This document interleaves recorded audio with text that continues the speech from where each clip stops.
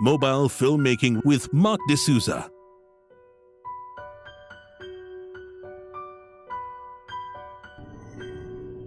Samsung Mobile India has announced the Galaxy S7 and S7 Edge.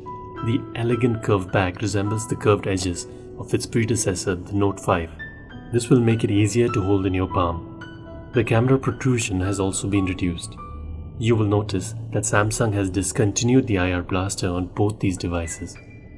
The S7 also boasts an improved camera owing to high-speed f1.7 lenses and high pixel density that will help the sensor gather in more light and give you brighter pictures and better low-light performance. S7 Edge will have a larger screen of 5.5 inches compared to the 5 inches on the S7. What's exciting is that Samsung has brought back the microSD card slot. These smartphones are both waterproof and will not heat up during gaming. The S7 is set to officially launch during the first week of March.